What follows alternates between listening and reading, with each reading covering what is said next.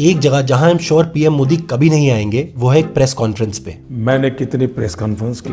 Independent India के इतिहास में मोदी जी वो अकेले प्राइम मिनिस्टर हैं जिन्होंने आज तक एक भी प्रेस कॉन्फ्रेंस नहीं की। पिछले 11 सालों में मोदी जी ने सिर्फ एक बार 2019 में हम सबको टीज करने के लिए एक प्रेस कॉन्फ्रेंस में एक कुर्सी तो ली थी, पर सवाल एक भी नहीं लिया था। प्रधानमंत्री जी देश पूछना चाहता है। मैंने जवाब दे दिया ना, हर चीज का जवाब प्रधानमंत्री जी ने देना जरूरी नहीं है।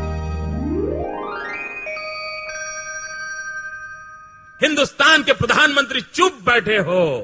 और पहले जो पत्रकार प्रेस कॉन्फ्रेंसेस में जाके प्राइम मिनिस्टर को अकाउंटेबल ठहराते हुए क्वेश्चंस उठाते थे, आज वही वफादार प्राइम मिनिस्टर के 11 सालों में एक भी प्रेस कॉन्फ्रेंस ना करने के फैसले को बेशर्मी से डिफेंड करते नजर आते हैं। मेरा प्रश्न है कि एक प्रेस कॉन्फ्रेंस में कितने पत्रकार होते हैं? 50, 60, ज्यादा से ज्यादा 100? क्या सभी सवाल पूछ पाते हैं? जवाब है नहीं।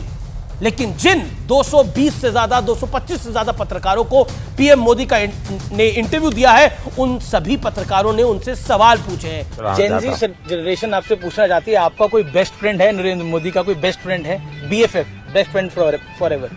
मतलब क्या मतलब होता आपका है? कोई खास दोस्त है जिसके साथ आप दिल की बात करते हैं? कभी कोई खुशी जैसे मिले तो सबसे पहले किसको बताने का मन करता है? आपका बेस्ट फ्रेंड फॉर लाइफ कौन है? BFF।